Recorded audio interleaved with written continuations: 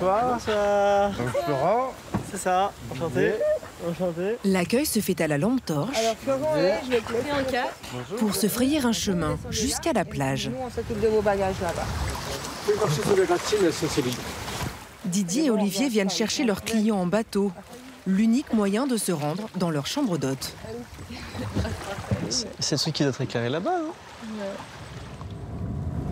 Pour leur lune de miel, ces amoureux lyonnais se sont offerts une nuit qu'ils espèrent inoubliable chez Didier et Olivier. La chambre du coup derrière. C'est génial. Un lieu atypique dans un coin de paradis qui leur est encore totalement invisible. Eh ben c'est super. Avec des petites baies vitrées. Trop bien. Demain matin, vous aurez la surprise, ce sera joli. C'est ça. Ah voilà. Pour l'instant, on voit que du noir. Ouais. Ah sympa. Hein. Trop beau. Je me dis, t'es vraiment le coup du monde. Seul au monde.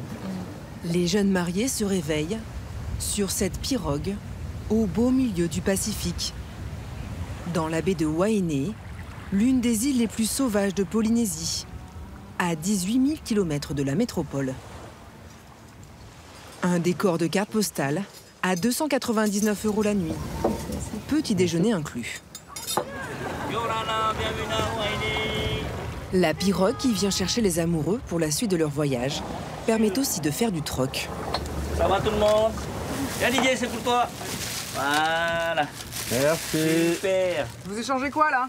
Papaye, contre des doigts de coco. Cela fait 2 ans que ce couple de Niçois a tout plaqué pour vivre à l'autre bout du monde.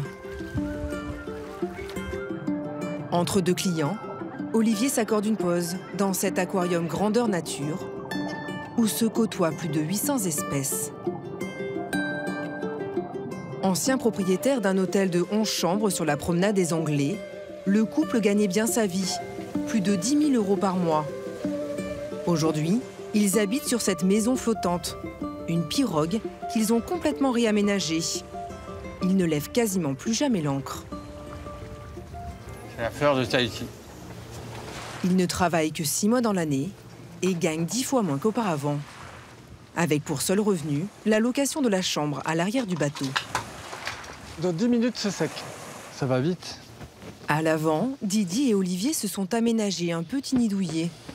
Matelas rehaussé pour être à hauteur de lagon. Et baignoire d'angle, avec la mer pour seul horizon. Enfin, presque.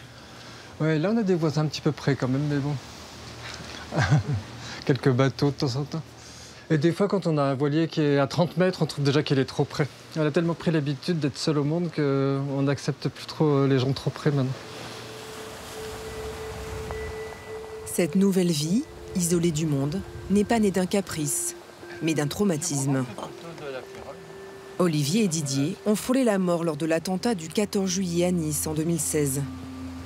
Un terroriste au volant d'un camion a foncé sur la foule, tuant 86 personnes. Le camion est passé à 2 mètres de nous. Et puis ça a été le chaos total, tout a volé autour de nous. L'impression qu'on aurait dû y passer, qu'on n'est pas passé. Et que la vie elle s'est arrêtée à ce moment-là. Et on a décidé qu'il fallait mettre de la distance et changer notre vie. Et donc on ne pouvait pas aller plus loin tout en restant en France que la Polynésie. Donc on a dit hop, Polynésie. Leur pirogue était un ancien bar à l'abandon. Mais elle était déjà jolie. Ils l'ont acheté et retapé, Je suis en train de monter la cloison. équipé de 12 panneaux solaires et d'un désalinisateur pour 160 000 €. Ils vivent dorénavant en totale autonomie et peuvent jeter l'ancre dans la baie gratuitement toute l'année.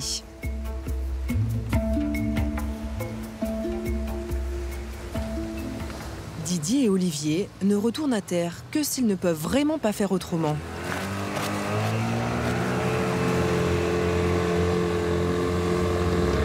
Tu vois, quand on doit aller faire les courses ou qu'on doit aller chez le docteur, on va avec un petit bateau comme ça. À 5 minutes de bateau, leur plus proche voisin, Moana, qui vit de la mer et des fruits de son jardin. Il est devenu le principal fournisseur d'oliviers. 15 € pour ce carton bien rempli, 2 fois moins cher qu'en supermarché. Là, c'est des noix de coco et caramboles. C'est très sucré. Mais voilà le cocotier. C'est notre petite carrefour, ça. Pas besoin de chariot, quoi. Tout est biodégradable dans l'arbre, quoi. Et il faut éviter de rester sous un cocotier. Parce que quand ça tombe de 15 ou 20 mètres de haut, les noix de coco, ça fait mal. Hein. Il paraît que ça tombe que sur les cons. C'est ce qu'on m'a dit. Comme son père et son grand-père, Moana est agriculteur et pêcheur. Il a appris à nager à 3 ans, à monter aux arbres à 5.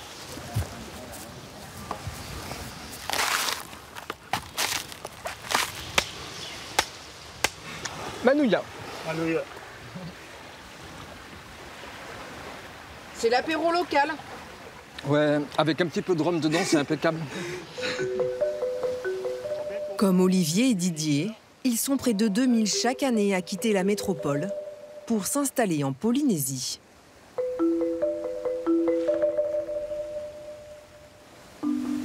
Parmi les 118 îles éparpillées, au milieu du Pacifique, Bora Bora et son lagon vert émeraude est la plus convoitée. La population de Bora a doublé en 25 ans. Ils sont aujourd'hui plus de 10 000 Bora-Boriens qui travaillent essentiellement pour le tourisme de luxe. Une manne financière qui attire les entrepreneurs métropolitains. Voilà, ouais. Je vérifie le four. Guillaume et Fanny se sont lancés dans un business encore jamais exploité sur l'île. Hop là. La poterie. Ils ont ouvert leur atelier il y a 6 mois et fabriquent tout à la main. Chaque pièce nécessite 1 semaine de travail.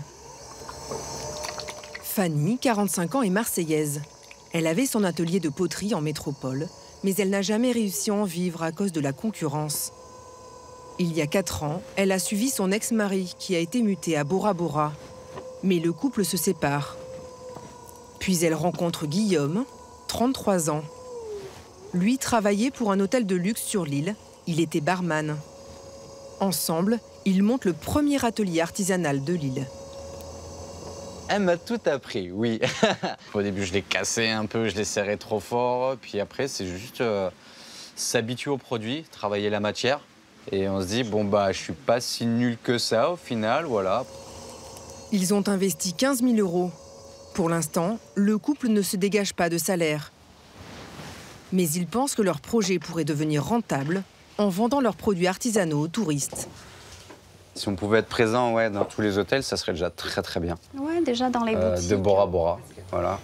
On s'est dit, on se laisse quelques années. Et après, si ça marche pas, c'est sûr qu'il faudra envisager autre chose. Autre chose, ouais.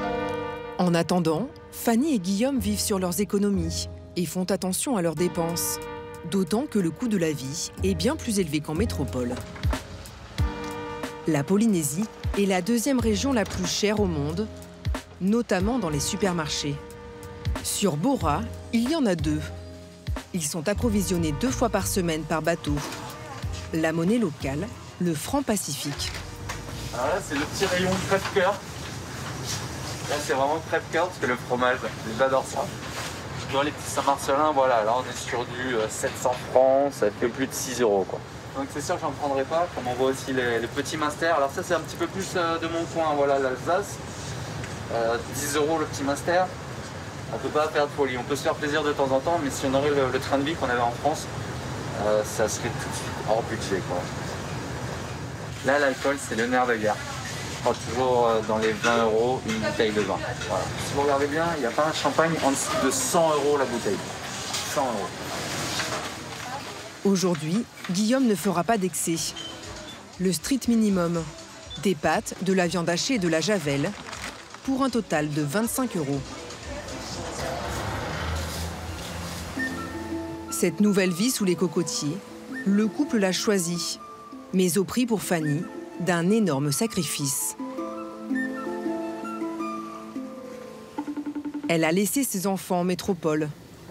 Aujourd'hui, c'est l'anniversaire de sa fille qui vit à Marseille. Elle essaie désespérément de la joindre. Quand il est 22 h en Polynésie, Pas du tout réveillé, hein. il est 9 h du matin en métropole. Bon, on va attendre, hein. Elle a quel âge aujourd'hui? 15 ans, ouais. Fanny a 2 enfants, Lily et Tao, 17 ans. Ce projet polynésien, mûrement réfléchi, devait se faire en famille. Mais au dernier moment, les adolescents ont changé d'avis. Ils ont préféré rester chez leur père. Mon fils fait des études de cinéma, donc je sais qu'ici, il ne trouvera pas ce qu'il veut. Donc j'ai laissé tomber aussi, je comprends qu'il puisse s'épanouir là-bas. Ma fille, c'est plus général ce qu'elle fait, elle est en seconde. Donc du coup, j'ai essayé X fois de lui dire « au moins toi, viens avec moi ». Et ouais, j'ai jamais vécu ça avant, quoi. Donc là, c'est un peu dur.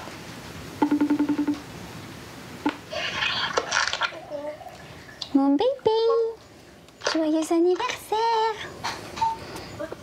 Lydie, ils veulent te poser une question. Pourquoi tu veux pas venir en Polynésie? Pour les études, c'est pas le meilleur endroit, je pense. Donc, c'est un peu paumé. C'est pas trop dur d'être loin de ta maman? Si, des fois, oui.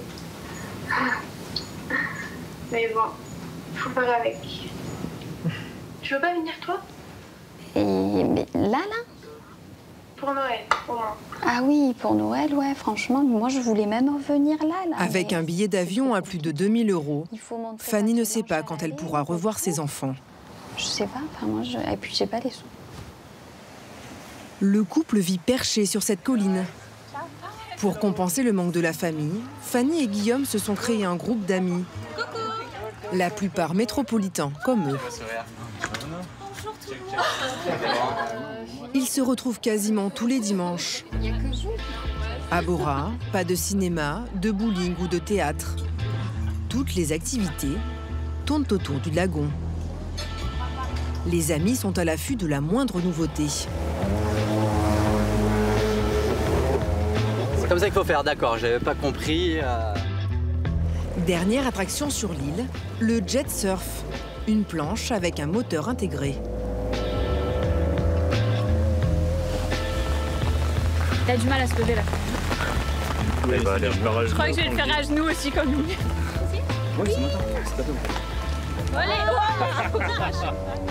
Il faudra encore à Guillaume un peu d'entraînement. Mais côté business, le travail du couple commence à porter ses fruits. Ça marche. Pas le moment de trouver. Ils viennent de décrocher leur première commande dans l'un des 5 hôtels de luxe de Bora Bora, situé sur un atoll. Un 5 étoiles face au mont Otemanu, le volcan endormi de l'île. Ils ont rendez-vous avec Julie, la responsable de la boutique du palace. Tu veux bien poser le carton là-bas, s'il te plaît? Les 2 femmes se sont rencontrées lors d'un cours de danse. Fanny lui a parlé de sa poterie et de son atelier. Julie a été séduite. Elle a acheté 1000 € de marchandises. Donc on a les 2 petits rectangles, les 6 mugs. Donc les mugs, on va les vendre environ 50 €. Et les raies, on va les vendre dans les alentours de 33 €. Mais je suis confiante, je sais que ça va partir. Ah oui? Pourquoi? Comme des petits pains. Parce qu'on a déjà eu des mugs importés qui se sont vendus très rapidement. Donc si c'est fait à Bora, ça va se vendre encore plus vite. Et là, de voir vos produits pour la première fois dans un hôtel de luxe, c'est la première fois, ça fait... C'est plaisir. Non, c'est vrai, c'est émouvant, ouais, ça fait plaisir. Ouais. C'est vrai. Leurs produits seront exposés pendant 6 mois. S'ils se vendent, Julie repassera commande. En attendant, Guillaume et Fanny vont continuer de démarcher sans relâche tous les hôtels de l'île.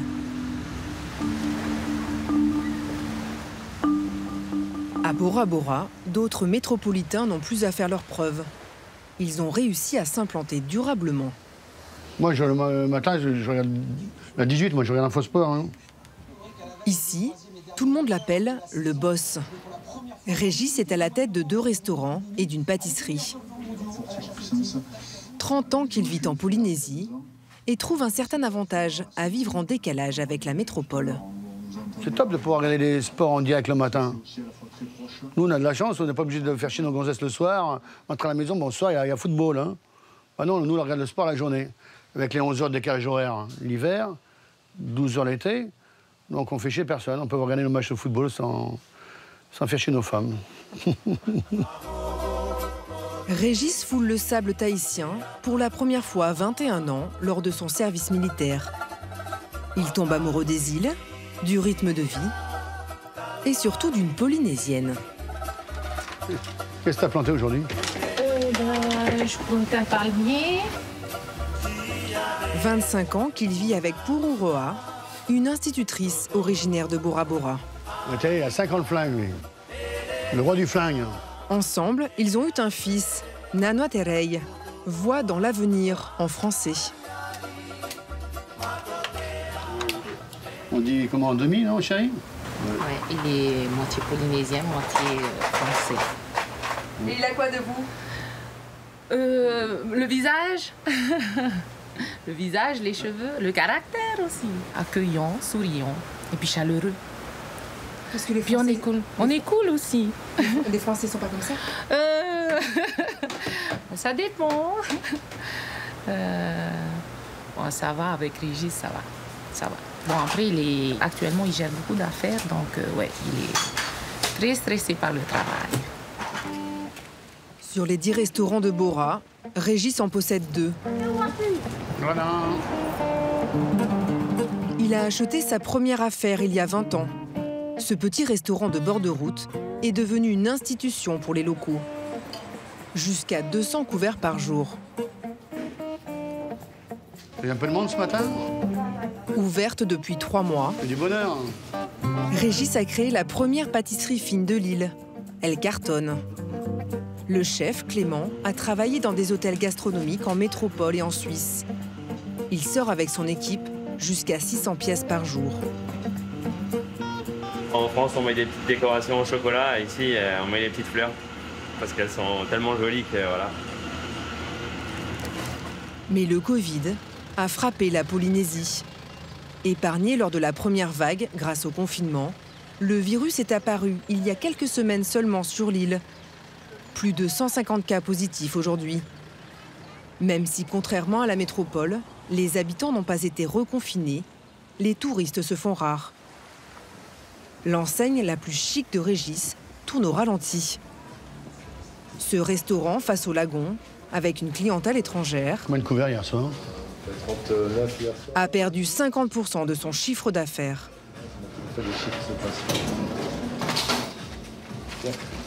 Ok. Pâtisserie, restaurant, ok, d'accord. Ça va, les lourdes, l'enveloppe? Il y a de la monnaie. On entend des pièces. Ça veut pas dire qu'il y a de l'argent, ça veut dire qu'il y a de la monnaie. Rana, ça va, Nounou? T'as quoi comme poisson? Ah, du mémé. Maïmaï? T'en as combien? 3? Ok, ben, on va prendre.